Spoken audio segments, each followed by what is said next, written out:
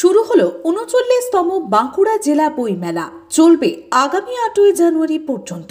প্রদীপ প্রজ্বলনের মধ্য দিয়ে মেলার উদ্বোধন করলেন বিশিষ্ট সাহিত্যিক নলিনী বেরা। সকলকে অনুরোধ করছি প্রদীপ প্রজ্বলন এবং করতালির মাধ্যমে আজকের এই অনুষ্ঠানকে আরো সুন্দর করে তোলার জন্য প্রদীপ প্রজ্বলনের মাধ্যমে ৩৯তম বাঁকুড়া জেলা বইমেলার শুভ উদ্বোধন ঘটছে।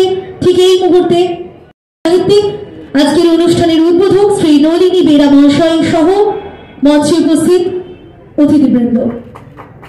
জনশিক্ষা প্রসার ও গ্রন্থাগার পরিষেবা দপ্তরের উদ্যোগে আজ থেকে শুরু হলো ৩৯তম বাঁকুড়া জেলা বইমেলা। প্রদীপ জ্বালিয়ে উদ্বোধন করলেন বিশিষ্ট সাহিত্যিক নলিনী বেরা।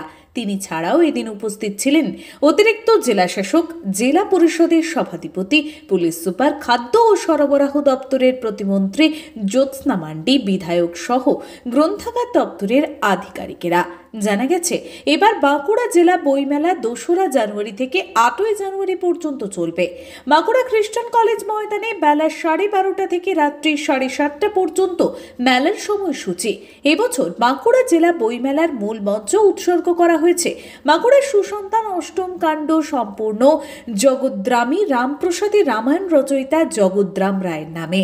পাণ্ডুলিপি, দ্রেজ পাবলিশিং, আলাপন, আনন্দ পাবলিশার্স, দেব সাহিত্য কুটির, ছায়া প্রকাশনী, পুনশ্চ সহ মোট 85টি প্রকাশনী ও প্রকাশনা সংস্থার বইয়ের স্টল সহ 100টি স্টল রয়েছে মেলায়। ব্যুরো রিপোর্ট, গ্রাম বাংলা।